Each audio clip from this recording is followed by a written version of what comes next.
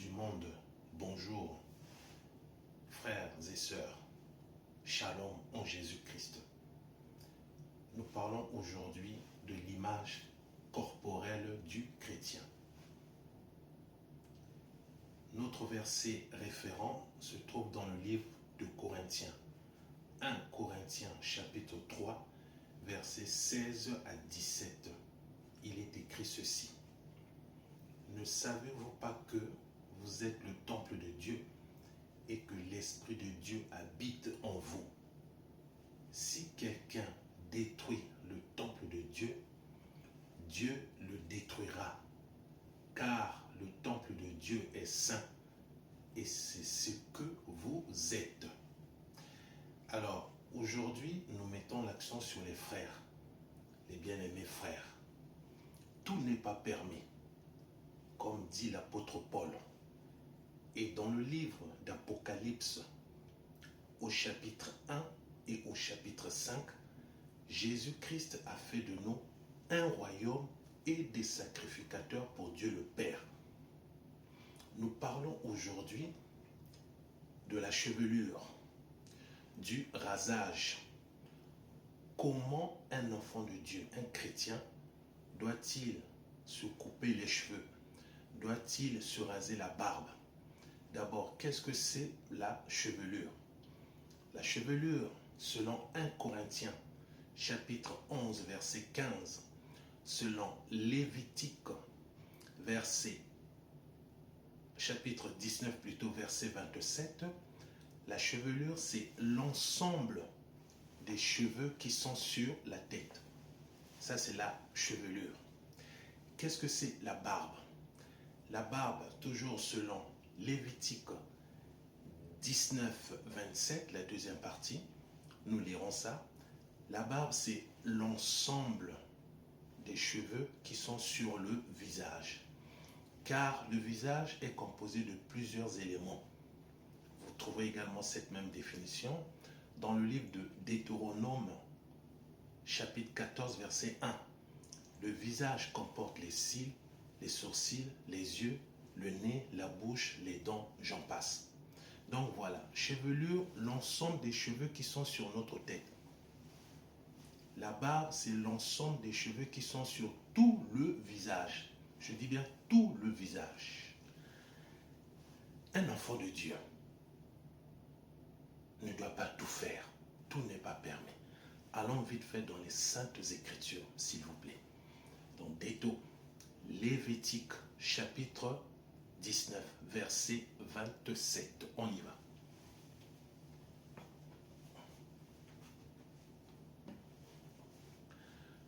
Vous ne couperez point en rond les coins de votre chevelure, les ronds.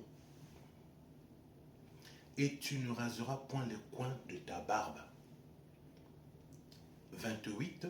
Vous ne ferez point d'incision dans votre chair pour un mort, et vous n'imprimerez point de figure sur vous, je suis l'Éternel. On peut également jeter un coup d'œil dans Lévitique 21, verset 5. Allons vite fait.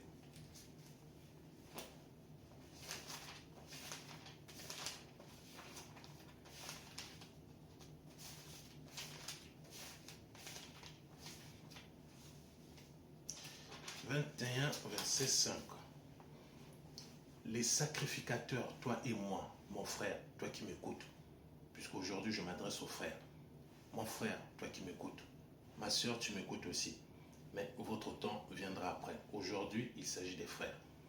Écoute mon frère, Lévitique 21, 5. Les sacrificateurs, toi et moi, puisque Jésus-Christ a fait de nous un royaume et des sacrificateurs pour Dieu le Père. Les sacrificateurs ne se feront point de place chauve sur la tête. Ils ne raseront point les coins de leur barbe. Et ils ne feront point d'incision dans leur chair. Deutéronome chapitre 14, verset 1. Vous êtes les enfants de l'Éternel, votre Dieu. Vous ne ferez point d'incision et vous ne vous ferez point de place chauve entre les yeux pour un mort. Parce que si tu ne le savais pas, bien-aimé frère, lorsque tu on lève par exemple les sourcils ou les cils, au fait, tu fais un rite du paganisme antique en appelant les esprits de mort. Ce sont des choses qui se faisaient autrefois. Aujourd'hui, ces choses se font toujours. Je dis bien, si tu ne le savais pas, bien-aimé frère, lorsque tu enlèves les sourcils, par exemple, ou les cils, ou lorsque, en te rasant la barbe, tu fais des trous, des dessins, au fait, ça s'appelle un rite du paganisme antique, appelant les esprits de mort. Ce sont des choses qui se faisaient autrefois, mais ces choses se font toujours aujourd'hui. Quand il y a des décès, quand il y a des morts, frère, tout n'est pas permis. Alors, donc quand tu te rases, mon frère, rase-toi correctement. Ça ne sert pas de faire des couettes. En lingala, on dit mpasula, des traits. Non, non, non, frère. Il y a un prix à payer pour l'enlèvement de l'Église. Vous allez me dire, ah, monsieur frère là, exagère. Dieu c'est le cœur, c'est faux. Pourquoi le Seigneur en a parlé? L'apôtre Paul l'a repris également. Allez dans le livre de 1 Corinthiens chapitre 11. Lisez tout le chapitre. Non, mon frère, tout n'est pas permis. Il y a un prix à payer pour l'enlèvement de l'Église. Tu ne dois pas accepter tout ce que le monde te présente. Non, mon frère. Tu ne dois pas accepter plutôt tout ce que le monde te présente. Non. Lorsque tu coupes ta barbe, fais-le normalement. Autrefois, lorsque je n'avais pas encore la connaissance, votre frère, quand je n'avais pas encore la révélation, je coupais ma barbe comme je le voulais. Mais maintenant, non. Après avoir reçu l'instruction, après avoir reçu la révélation, le réma, non. Dieu est jaloux. On l'a lu. Je voulais citer ce verset.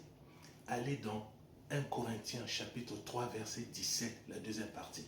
Si quelqu'un détruit le temple de Dieu, Dieu le détruira. Frère, c'est profond. C'est profond. Ne prenez pas ça seulement à la lettre. Alors, toi qui m'écoutes, mon frère, je t'exhorte au moyen de ce livre qui est oui et amen, qui est la vérité, à ne plus te raser comme tu le faisais autrefois. Non, tu coupes les cheveux normalement, pas de problème. Tu te rases la barbe normalement, pas de problème. Mais évite de faire des styles ronds. Tu coupes la barbe, une partie, là tu laisses. Non, non frère, on vient de le lire. On vient de le lire, oui. Parce qu'aujourd'hui, les chrétiens pensent que Dieu accepte de tout. Non. Détrompez-vous. Jésus-Christ, détrompez-vous s'il vous plaît. Jésus-Christ n'accepte pas de tout. Nous sommes les sacrificateurs. Dieu est jaloux de ce corps. Certes, ce corps sera transformé comme lors de la transfiguration. Mais il y a un prix à payer.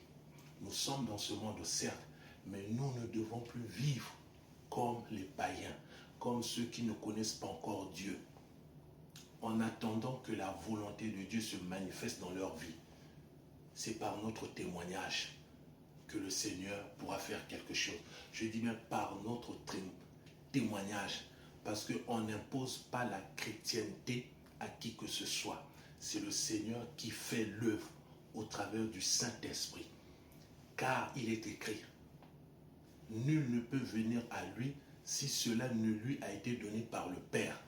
Alors, mon frère, toi qui m'écoutes, change ta manière de te raser. Change ta manière de te raser. Les cheveux et la barbe.